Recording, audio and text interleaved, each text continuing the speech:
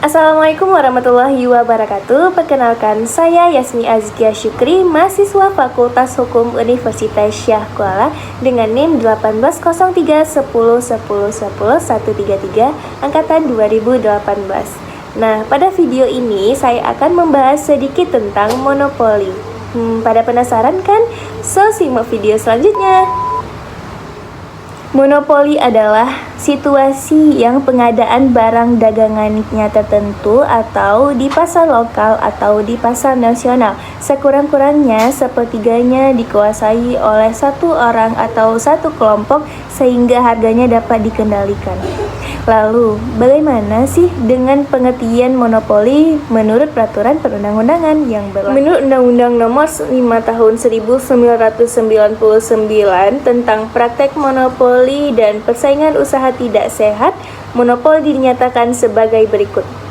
Pasal 1 Angka 1. Monopoli adalah penguasaan atas produksi dan atau pemasaran barang dan atau atas penggunaan jasa tertentu oleh satu pelaku usaha atau satu kelompok pelaku usaha. Jadi monopoli adalah penguasaan atas pasar yang dilakukan satu pelaku usaha atau satu kelompok pelaku usaha. Berdasarkan pasal 17 Undang-Undang Nomor 5 Tahun 1999 menyatakan sebagai berikut. 1. Pelaku usaha dilarang melakukan penguasaan atas produksi dan pemasaran barang dan jasa yang dapat mengakibatkan terjadinya praktek monopoli dan atau persaingan usaha yang tidak sehat. 2. Pelaku usaha patut diduga menganggap penguasaan atas produksi dan atau pemasaran barang dan atau jasa sebagaimana yang dimaksud dalam ayat 1 apabila jasa yang bersangkutan belum ada substitusinya atau mengakibatkan pelaku usaha lain tidak dapat masuk ke dalam persaingan usaha barang dan atau jasa yang sama, atau satu pelaku usaha atau satu kelompok pelaku usaha menguasai lebih dari 50% pangsa pasar satu jenis barang atau jasa tertentu. Maka dapat disimpulkan bahwa setiap pelaku usaha atau kelompok usaha dilarang melakukan kegiatan monopoli yang terdapat 3 unsur. 1. Barang belum ada substitusi, tidak ada persaingan usaha, dan menguasai lebih dari 50% pasar. Sanksi bagi pelaku usaha yang melakukan monopoli adalah sanksi administratif oleh Komisi Pengawas Persaingan Usaha yang diatur dalam pasal 47 Undang-Undang Nomor 5 Tahun 1999 dan pidana yaitu denda yang bisa sebesar 100 miliar rupiah atau pidana kurungan pengganti denda paling lama 6 bulan. Pasal 48 Undang-Undang Nomor 5 Tahun 1999. Lalu, pertanyaannya, mengapa monopoli dilarang?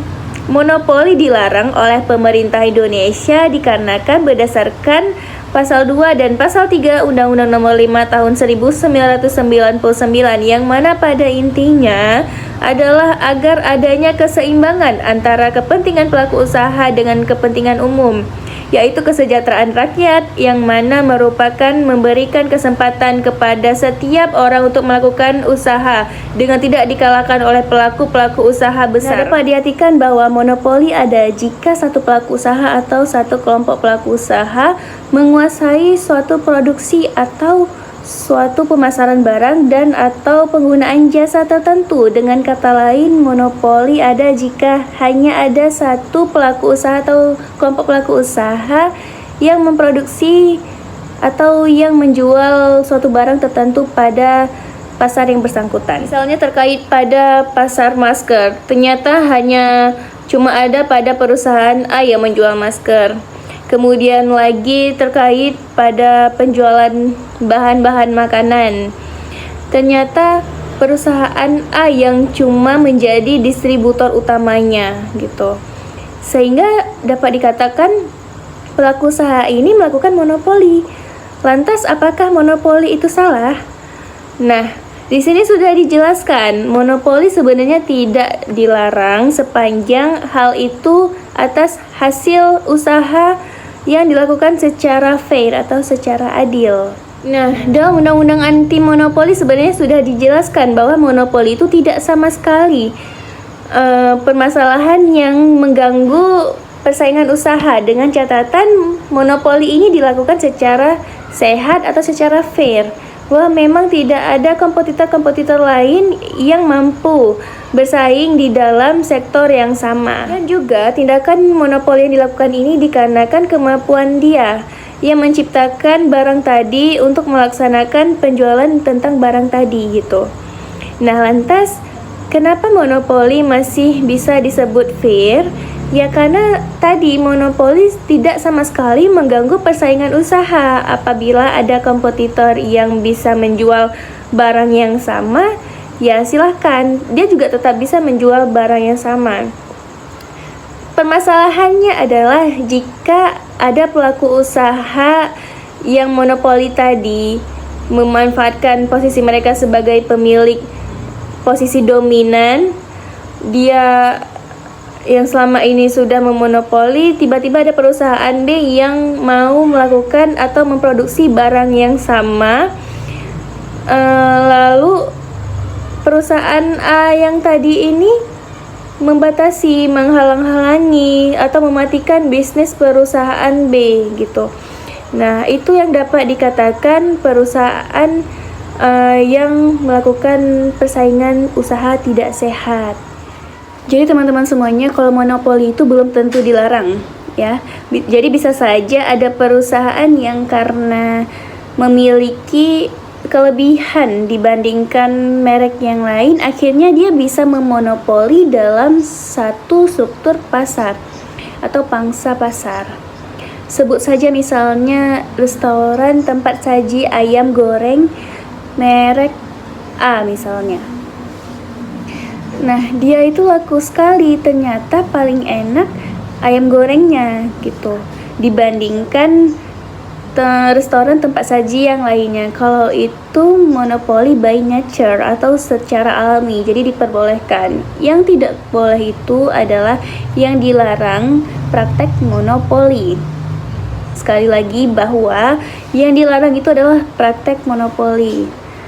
Nah, kalau monopoli itu dalam suatu kondisi itu diperbolehkan, praktek monopoli yang tidak diperbolehkan. Nah, jadi kalau teman-teman semuanya lihat pada pasal 1 Undang-Undang Nomor 5 itu membagi monopoli dan praktek monopoli. Nah, sekali lagi, kalau monopoli itu diperbolehkan, dia belum tentu melanggar hukum. Tetapi kalau praktik monopoli, dia itu sudah pasti dilarang karena sudah pasti melanggar hukum.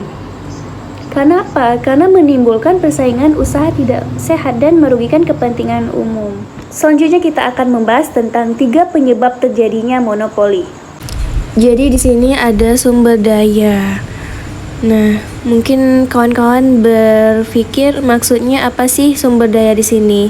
Nah, jadi jika ada satu perusahaan yang memiliki kunci atau akses ke dalam perusahaan tersebut, maka perusahaan tersebut akan terjadi monopoli.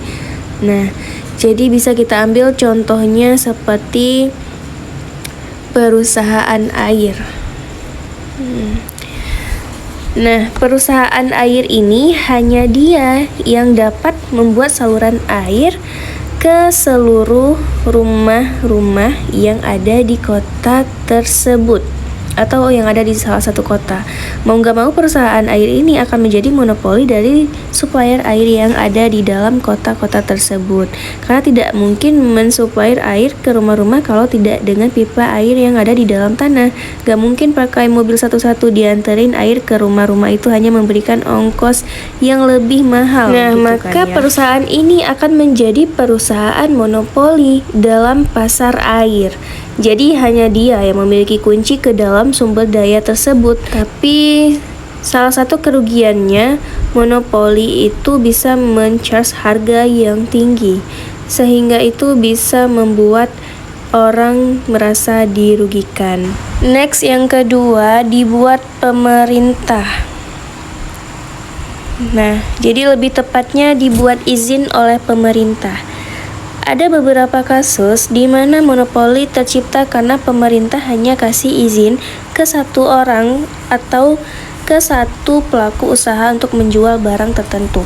Katakanlah Presiden Indonesia Bapak Jokowi memberikan izin hanya kepada PLN untuk mensuplai listrik. Nah, dengan begitu tidak ada perusahaan lain di Indonesia ini yang bisa mensuplai listrik kecuali PLN. Nah, biasanya yang dikasih izin oleh pemerintah ini bisa saja perusahaan punya pemerintah sendiri. Contohnya PLN ini kan perusahaan BUMN, Badan Usaha Milik Negara. Nah, kenapa pemerintah ingin mengelola perusahaan ini sendiri? Karena ia bisa mengontrol harganya sendiri sehingga tidak melambung terlalu tinggi atau price yang terlalu tinggi. Nah, lalu yang dilakukan pemerintah juga tentunya bisa membuat yang pertama ada hak paten. Nah, hak paten ini dibuat dengan orang-orang sang penemu teknologi sehingga mereka bisa menjual teknologi tersebut dan memperbanyaknya. Nah, ini kalau dia menjual teknologi tersebut, kan dia menjadi monopoli juga di dalam pasar teknologinya ini. Kemudian yang kedua, berikutnya bisa juga dengan hak cipta. Jadi hak cipta ini untuk karya. Kalau hak paten untuk teknologi, hak cipta untuk karya. Oh iya, untuk hak paten ini contohnya Microsoft. Nah, Microsoft itu memiliki hak paten untuk menjual Windows dan memperbanyaknya serta menjual ke orang-orang, dan di mana perusahaan lain tidak dapat menjualnya. Kemudian contoh hak cipta yaitu sebuah karya. Itu sebuah buku atau lagu juga bisa yang hanya bisa diperjual oleh penciptanya. Nah, itu dia menghasilkan monopoli di dalam pasar tersebut dan yang dibuat oleh pemerintah. Yang ketiga ada monopoli alamiah. Jadi kenapa monopoli itu bisa terjadi? Karena monopoli alamiah ini, yang mana jika suatu perusahaan bisa mensuplai barang atau jasa dengan biaya lebih murah dengan perusahaan lain, otomatis perusahaan tersebut bisa lebih murah dari perusahaan lainnya, sehingga perusahaan lain akan kalah. Misalnya, perusahaan A bisa menjual barang dengan harga yang murah dibanding perusahaan B dan perusahaan C. Otomatis perusahaan A akan menjadi monopoli kalau B dan C akan kalah sama dengan perusahaan A, sehingga perusahaan B dan perusahaan C mati dan hanya perusahaan A yang hidup dan semakin maju. Sekian paparan video dari saya, semoga bermanfaat. Lebih dan kurang saya mohon maaf. Akhirul kalam. Wassalamualaikum warahmatullahi wabarakatuh.